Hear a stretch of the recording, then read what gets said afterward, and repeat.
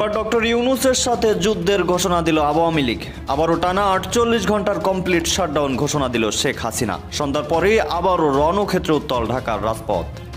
সেইতে মশাল মিছিল করে চারঘাট উপজেলা স্বেচ্ছাসেবক দলের নেতাকর্মীরা স্থানীয় থানা মোড় এলাকা থেকে শুরু হয়ে পৌর সদরে বিভিন্ন গুরুত্বপূর্ণ আবারও নতুন করে শাটডাউন কর্মসূচি ঘোষণা দিয়েছে নিষিদ্ধ ঘোষিত সংগঠন আওয়ামী লীগ। দর্শক ঘোষণা দিয়েছে এবার যে ১৭ তারিখ কেন্দ্র করে ২ দিন তারা ডক্টর ইউনূস জানেন শেখ হাসিনার কথা থামানো তার সাধ্যের মধ্যে পড়ে না এবং শেখ হাসিনা রাজনৈতিকভাবে প্রত্যাবর্তনের হুমকি জারি রেখেছেন ইউনূস সহ তার রাজনৈতিক প্রতিপক্ষের উপর। ইউনূসের কাঁপাকাঁপি চিরবিরানিটা সে জায়গায়। পদত্যাগের দাবিতে বাংলাদেশ আওয়ামী লীগের কর্মসূচি আজ ১৪ নভেম্বর শুক্রবার। এই জঙ্গি ইউনূস সরকারের পতন না হওয়া পর্যন্ত মাননীয় প্রধানমন্ত্রী দেশরত্ন শেখ হাসিনার নির্দেশ ৪৮ ঘন্টার জন্য স্তব্ধ হবে গোটা বাংলাদেশ। ইউনূসের বিরুদ্ধে কোমর বেঁধে নামছেন হাসিনা। সারা দেশে সর্বাত্মক শাটডাউন, কমপ্লিট শাটডাউনের ডাক দিয়েছে।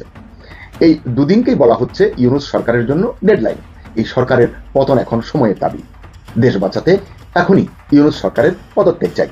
বাংলাদেশের জাতীয় নিরাপত্তা উপদেষ্টা ভারতের জাতীয় নিরাপত্তা উপদেষ্টা অজিত দোভালের আমন্ত্রণে আগামী ১৮ নভেম্বর নয়াদিল্লি যাচ্ছেন। ইউনূস সরকার কি কোনো নেগোসিয়েশনে যেতে চাইছে ভারতের সাথে? কেবল তো শুরু হয়েছে। দেখেন না, এনসিপির এক নেতা যেই শুনেছে ছাত্রলীগ আসছে আর কি পরে দৌড়। কেবল তো শুরু হয়েছে আতঙ্ক। আর এই ২ দিনের শাটডাউনের মধ্য দিয়ে তারা কি হবে আমি জানি না। আওয়ামী লীগ অফিস ভাঙচুরে শিবির নেতাদের কুত্তার মতো পেটানোর হুঁশিয়ারি দিলেন সজীব ওয়াজেদ জয়। জয় তার বক্তব্যে বলেন, যারা দেশের স্থিতিশীলতা নষ্ট করতে চায়, যারা আমাদের অফিসে হামলা চালিয়েছে, তাদের কুত্তার মতো শিক্ষা দেওয়া হবে। আসসালামু আলাইকুম রহমতুল্লাহ। সবাই কেমন আছেন? আশা করি সবাই অনেক অনেক ভালো এবং সুস্থ আছেন। সবাইকে স্বাগতম জানাচ্ছি আমাদের আরেকটা নতুন ভিডিওতে। প্রতিদিনের মতো আমি আপনাদের সিরিয়াস ফারুকি আবারও চলে আসলাম নতুন একটা ভিডিও নিয়ে। দর্শক, আজকের ভিডিও টাইটেল এবং থাম্বনেল দেখে ইতিমধ্যে বুঝতে পেরেছেন আজকের ভিডিওটা কতটা গুরুত্বপূর্ণ হতে চলেছে। দেশে যে রাজনৈতিক চলমান পরিস্থিতি চলতেছে তার ধারাবাহিকতা আজকের ভিডিওটা আপনাদের মাঝে আমরা তুলে ধরার চেষ্টা করি। আমরা সামাজিক যোগাযোগ মাধ্যমে বেশ কিছু ভিডিও ফুটেজ পাই যেগুলো আপনাদের মাঝে তুলে ধরার চেষ্টা করি, যেগুলোর মাধ্যমে দেশে যে রাজনৈতিক অস্থিরতা চলতেছে সেটা সম্পর্কে বেশ কিছু গুরুত্বপূর্ণ তথ্য আপনারা জানতে পারবেন। দর্শক, আর বেশি কথা আমরা একটু ধারাবাহিকভাবে এখানে বিস্তারিত দেখবো। তার আগে আপনাকে ছোট্ট একটি অনুরোধ জানাতে চাই, যারা আমাদের চ্যানেলটিতে এখন চ্যানেল সাবস্ক্রাইব করে সাথে থাকবেন। যারা ইতিমধ্যে সাবস্ক্রাইব করেছেন তাদেরকে অসংখ্য ধন্যবাদ। যারা সাবস্ক্রাইব করে তাদের উদ্দেশ্যে একটি কথা বলবো, দেখতে থাকুন, দেখতে ভালো লাগবে, ভালোবাসা হয়ে যাবে ইনশাআল্লাহ। দর্শক, আর বেশি কথা আমরা মানব তার সাধ্যের মধ্যে পড়ে না। শেখ হাসিনা এমন মানুষ যে তার বাড়ি বুলডোজার দিয়ে ভেঙে ফেলা হচ্ছে, তাকে নিয়ে কুৎসা রটনা হচ্ছে, কিন্তু শেখ হাসিনা তার কথা, তার যুক্তি, তার বক্তব্য তুলে ধরা বন্ধ করছেন না। আর সবচেয়ে অবাক ব্যাপার, বিশ্বের আন্তর্জাতিক গণমাধ্যম, বিশ্ব সম্প্রদায়ের তার বিষয়ে ইন্টারেস্ট এবং কৌতূহল শেষ হচ্ছে না। এবং শেখ হাসিনা রাজনৈতিকভাবে প্রত্যাবর্তনের হুমকি জারি রেখেছেন ইউনূস সহ তার রাজনৈতিক প্রতিপক্ষের উপর।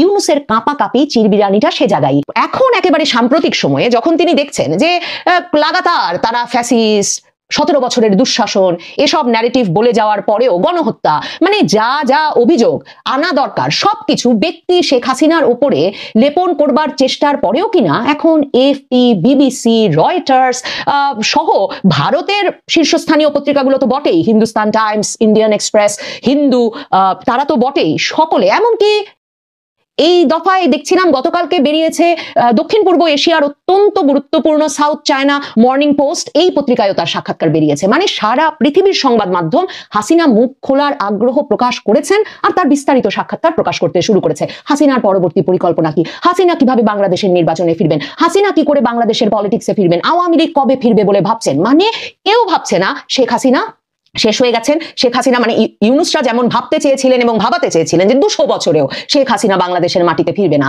২০০ বছরেও আওয়ামী লীগ বাংলাদেশের মাটিতে ফিরবে না, এমন কিচ্ছু ঘটছে না। আন্তর্জাতিক সংবাদ মাধ্যম সেধে সেধে তাকে এমন প্রশ্ন করছে, এমনকি শেখ হাসিনা সেজন্য ইউনূসের মতো বিশাল বহর নিয়ে দেশে দেশে উপস্থিত হচ্ছেন না এবং তিনি ছবি তুলতে দিচ্ছেন না, তিনি ভিডিও দিচ্ছেন না, তিনি এমনকি তার বাড়িতেও ডেকে আনছেন না। ইমেইল করে করে প্রশ্ন করা হচ্ছে, সেই ইমেইলের তিনি জবাব দিচ্ছেন, ইমেইল সাক্ষাৎকার, এগুলো তাতেই অত্যন্ত গুরুত্বের সঙ্গে বিশ্বের শীর্ষ গণমাধ্যমগুলো এই খবরগুলো ছাপাচ্ছে। আর শীর্ষস্থানীয় সংবাদ সংস্থাগুলো সেই খবর ছাপানোর পর আরো অনেক অনেক আন্তর্জাতিক সংবাদ মাধ্যম খবরগুলো পিক করে সেগুলো ছাপিয়ে দিচ্ছে। এমনকি শেখ হাসিনার পুত্র সজীব ওয়াজেদ জয়, তিনি এক সাক্ষাৎকার দিয়েছেন এপিতে, সেই সাক্ষাৎকারটিও পৃথিবীর শীর্ষস্থানীয় যুক্তরাজ্য, যুক্তরাষ্ট্র, অস্ট্রেলিয়ার শীর্ষস্থানীয় গণমাধ্যমে ছাপা হয়েছে এপির সাক্ষাৎকারটার বরাত দিয়ে। ইউনূসের ঘুম নাই, ইউনূস শেখ হাসিনাকে চুপ করাতে চান। এইটুকু অ্যাসাইনমেন্টই তো তিনি দিয়েছিলেন। একদিকে তার এত বড় প্রেস টিম তিনি করে দিয়েছেন, অত্যাধুনিক আইফোন ম্যাক্স প্রো কিনে দিয়েছেন সরকারের টাকায়, এক একটা দেশে যখন সফরে যাচ্ছেন 5 জন 6 জন করে প্রেসের বহর নিয়ে যাচ্ছেন, কিন্তু এদের কোনো যোগ্যতা নাই ইউনূসের মতো বিশ্ব নেতাকে তারা দুটো ভালো সাক্ষাৎকারের ব্যবস্থা করে দেবেন। এমনকি এই যে নিউ ইয়র্ক গিয়ে গত মানে জাতিসংঘ অধিবেশনে যোগ দেওয়ার নামে নিউ ইয়র্ক গিয়ে তো এর আগের বার তিনি সপ্তাহ 2-এর বেশি থেকে এলেন, কিন্তু ইউনূসের একটা ভালো সাক্ষাৎকারের ব্যবস্থা এই প্রেস টিম করতে পারলো না। তারা সকল শক্তি সামর্থ্য খরচ করছে নানা রকম গল্প বানাতে আর বাংলাদেশের সাংবাদিকদের ধমকের উপর রাখতে। ইউনূস প্রচন্ড বিরক্ত এসব বিষয় নিয়ে। মানে নিউ ইয়র্কে গিয়ে তাকে কোথায় সাক্ষাৎকার দিতে হলো? আল জাজিরার সাবেক সাংবাদিক মেহেদী হাসান খানের ব্যক্তিগত সামাজিক যোগাযোগ মাধ্যমের প্ল্যাটফর্মে। এসব বিষয় নিয়ে এত বিরক্ত হয়ে উঠেছেন ইউনূস যে এবার তিনি পররাষ্ট্র উপদেষ্টাকে ডাক দিয়ে বলেছেন যে আপনি যেভাবে পারেন শেখ হাসিনার কথা বলা বন্ধ করেন। বেচারা পররাষ্ট্র উপদেষ্টা তৌহিদ হোসেন এই কথায় কথায় এই কাইজ্জা ঝগড়ার যে কূটনৈতিক সম্পর্ক, মানে দীর্ঘ সময়ের কূটনৈতিক দায়িত্ব পালন করে, মানে ক্যারিয়ার ডিপ্লোম্যাট একটা লোক, নানা সরকারের আমলে কাজ করেছেন, তার পক্ষে এই কাইজ্জা ঝগড়ায় গিয়ে এমনকি এই যে দিল্লিতে তার যে রাষ্ট্রদূত পাঠিয়েছেন তিনি, যেই রাষ্ট্রদূত এখন চেষ্টা করছেন ভারতের নানা মাধ্যমে মানে একাডেমিকদের সাথে একটা সম্পর্ক করতে, সাংবাদিকদের সাথে একটা সম্পর্ক করতে, কারণ বাংলাদেশ ভারত সম্পর্কের তো কোনো চ্যানেলই এখন আর প্রতিষ্ঠিত নাই। অবস্থাটা এমন দাঁড়িয়েছে যে ভারত যে প্রতিদিন পুশিং করছে বাংলাদেশ এ বিষয়েও কিছু বলতে পারছে না। আর ইউনূসের মানে আপনি ভাবেন যে তাকে কদিন আগে ভারতের প্রতিরক্ষা মন্ত্রী ভারতীয় সংবাদ মাধ্যমে সাক্ষাৎকার দিয়ে ডক্টর ইউনূসকে মুখ সামলে কথা বলার মানে একটা হুমকি দিয়েছেন, মানে সরাসরি বলেছেন যে ভারতের কোনো ইচ্ছা নাই। রাজনাথ সিং ভারতের প্রতিরক্ষা মন্ত্রী তিনি বলেছেন ভারতের কোনো ইচ্ছা নাই বাংলাদেশের সঙ্গে সম্পর্কটা খারাপ করার, কিন্তু প্রধান উপদেষ্টা ডক্টর ইউনূসকেও বুঝতে হবে তিনি যাতে কথা বলার সময় সংযত থাকেন, মানে সাদা বাংলা ভাষায় যেটাকে বলে মুখ সামলে কথা বলা, এবং তিনি যাতে নয়াদিল্লির সঙ্গে সম্পর্কটাকে উত্তেজনাপূর্ণ করার জন্য কোনো কথা না বলেন, তিনি যাতে সম্পর্কটার খারাপ হওয়া আরো উস্কে না দেন।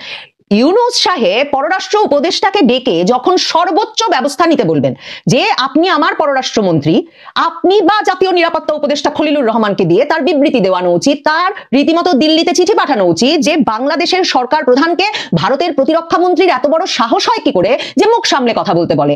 কিন্তু তিনি এই কোনো কার্যক্রম করাতে পারলেন না। তিনি তার পররাষ্ট্র উপদেষ্টা পররাষ্ট্রমন্ত্রীর মুখ দিয়ে তো এই বিষয়ে কোনো কথা বের করতেই পারলেন না। জাতীয় নিরাপত্তা উপদেষ্টা খলিলুর রহমান তো নিরাপত্তা উপদেষ্টা হওয়ার পর থেকে অপেক্ষা আছেন যে ভারতের নিরাপত্তা উপদেষ্টা অজিত দোভালের দয়া দৃষ্টি তার দিকে পড়বে, এবং এপ্রিলে তিনি পাশাপাশি খাবার খেতে বসে যে একটা সম্পর্ক স্থাপনের চেষ্টা করেছিলেন, আর অজিত দোভাল তখন প্রশ্ন করেছিলেন যে উনি কেন ডক্টর ইউনূসের সঙ্গে বৈঠকে কথা বলার চেষ্টা করছেন, কারণ তিনি তো তখন শুধুমাত্র রোহিঙ্গা বিষয়ক বিশেষ সহকারী ছিলেন। কাজেই ওই এপ্রিলের সভার পরেই কিন্তু ফিরে খলিলুর রহমানকে পদোন্নতি দিয়ে অজিত দোভালের সমসাময়িক করার জন্য, সমমর্যাদার করার জন্য জাতীয় নিরাপত্তা উপদেষ্টা বানানো হলো। কিন্তু এখন পর্যন্ত আর কোনোদিন অজিত দোভালের সাথে কথাবার্তা বলার সুযোগ হলো না খলিল এখন একটা জাতীয় নিরাপত্তা উপদেষ্টাদের একটা সম্মেলনে ডাক পেয়েছেন, আঞ্চলিক সম্মেলন, দৌড়ে যাচ্ছেন ভারতে যদি আবারও অজিত দোভালের দয়া দৃষ্টি তার দিকে পড়ে। এই যখন অবস্থা, তখন ডক্টর ইউনূস একেবারে গায়ে মারছেন না যে ভারতের প্রতিরক্ষা মন্ত্রী তাকে মুখ সামনে কথা বলার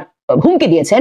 তিনি পররাষ্ট্র উপদেষ্টাকে ডেকে বলছেন শেখ হাসিনার কথা বন্ধ করেন। কিভাবে শেখ হাসিনা এত বড় বড় গণমাধ্যমে সাক্ষাৎকার দিচ্ছে, শেখ হাসিনার কথা বন্ধ করতে ধমকে দেন ভারতকে। পররাষ্ট্র উপদেষ্টা এই কাজে নিজেকে একেবারে জড়িত করেন নাই, তিনি একজন অফিসারকে দায়িত্ব দিয়েছেন। ইউনূসের চিরবিরানিও একটু বন্ধ হলো, তার বসকেও তিনি একটু সামাল দিলেন, কিন্তু কূটনৈতিক পরিসরে ব্যাপক হাস্যরসের সৃষ্টি হলো না, কারণ এই সব অনুরোধ করে, যেই অনুরোধ দুই সরকার প্রধান পরস্পরকে করেছেন, মানে ইউনূস মোদীকে করেছেন, মোদী পাত্তা দেন নাই, সেই অনুরোধ যে একজন কূটনীতিক রাখতে পারবেন না, এটা বুঝতে তো অনেক বিরাট বুদ্ধিমান হওয়ার কোনো প্রয়োজন হয় না পররাষ্ট্র উপদেষ্টা তৌহিদ হোসেনের। কাজেই পররাষ্ট্র উপদেষ্টা তৌহিদ হোসেন এই দায়িত্ব পররাষ্ট্র মন্ত্রণালয়ের একজন অফিসারকে দিয়ে দিয়েছেন। তখন বাংলাদেশের পক্ষ থেকে পররাষ্ট্র মন্ত্রণালয়ের দক্ষিণ এশিয়া অনুবিভাগের মহাপরিচালক এক বার্তা দিয়ে সংবাদ মাধ্যমকে জানান যে পররাষ্ট্র মন্ত্রণালয়ের তরফে নাকি ঢাকায় নিযুক্ত ভারতীয় উপ হাইকমিশনারকে ডাকা হয়েছিল। তার মানে বোঝেন, এমনকি ভারতীয় হাইকমিশনারকে পররাষ্ট্র মন্ত্রণালয়ে তলব করার সাহসটুকু পর্যন্ত ইউনূসের পররাষ্ট্র মন্ত্রণালয় করে নাই।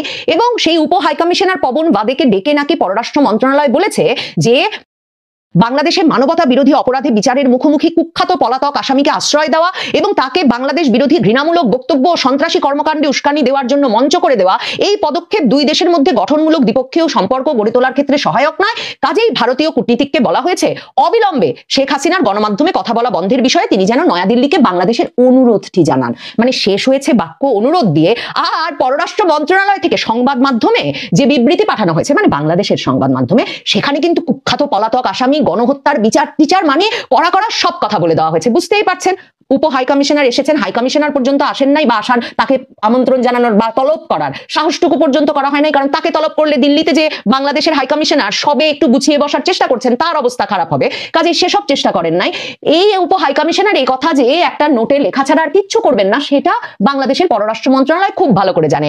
আর প্রধান উপদেষ্টাকে যখন মুখ সামলে কথা বলতে বলা হয়েছে সেটা নিয়েও কিন্তু পররাষ্ট্র মন্ত্রণালয় বাংলাদেশের সংবাদ মাধ্যমে একটা বিবৃতি দিয়েই কাজ সেরেছে। তারা বলেছে ডক্টর ইউনূসকে নিয়ে রাজনাথের মন্তব্য কূটনৈতিক সৌজন্যের পরিপন্থী।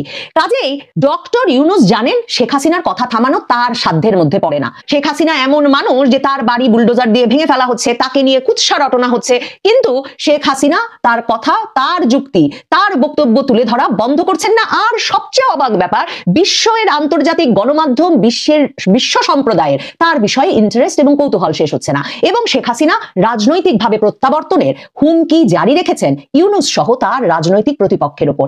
ইউনূসের কাঁপা কাঁপি চিরবিরানিটা সে জায়গায়। কিন্তু অন্যদিকে ইউনূসের জন্য এটা একটা রাজনৈতিক খেলাই বটে যে শেখ হাসিনা কিন্তু কথা বলছেন, শেখ হাসিনা কিন্তু চলে আসবেন। এই যে তার গোয়েন্দা সূত্র কথায় কথায় এমন খবর সংবাদ মাধ্যমগুলোর মাধ্যমে ছড়িয়ে দেয় যে আওয়ামী লীগ নাকি লক্ষ লোকের হঠাৎ সমাবেশ করে শেখ হাসিনাকে নিয়ে চলে আসবে। এই ভয়টা জারি রাখা ছাড়া বাংলাদেশের রাজনীতিতে তো এখন কোনো রাজনীতি নাই। মানে তার মিত্রপক্ষগুলো সকলে তো সকলের মিত্র, আর ইউনূস যা বলছেন সে কথাতেই উঠছে বসছে সব করছে। মানে সকল ক্ষমতার উৎস হয়ে দাঁড়িয়েছেন যখন ডক্টর ইউনূস, আর সকলেই তার কৃপা প্রার্থী, আর সকলে মিলে বেশ ভাগাভাগি করে লুটপাটের একটা সরকার যখন তারা চালিয়ে নিচ্ছেন, তখন তাদের যে একটা শত্রু দরকার, সেই শত্রু যে শক্তিশালী শত্রু সেটা ইউনূসের বুঝে যত চিরবিরানি বাড়ছে, মনে রাখবেন ইউনূসের রাজনীতিতে সেটা আবার তাকে শক্তি যোগাচ্ছেও বটে। কারণ ফ্যাসিবাদকে মোকাবেলা করতে হবে বলেই তো ইউনূস এই রাজনৈতিক দলগুলোকে ঐক্যবদ্ধ হওয়ার ডাক দিতে পারছেন, জাতিকে ঐক্যবদ্ধ থাকতে বলছেন, এবং জাতি নাকি তাকেই 50 বছর ক্ষমতায় থাকতে। একটি সুন্দর শেখ হাসিনা সেই সুন্দর বাংলাদেশ আগামী প্রজন্মের কাছে রেখে মৃত্যুবরণ করার জন্যই আমরা দেখতে থাকুন এরকম চাঞ্চল্যকর তথ্য এবং জানতে থাকুন দেশের রাজনৈতিক সকল পরিস্থিতি। ভালো সুস্থ থাকবেন, এতক্ষণ সাথে সবাইকে অসংখ্য ধন্যবাদ। আল্লাহ হাফেজ।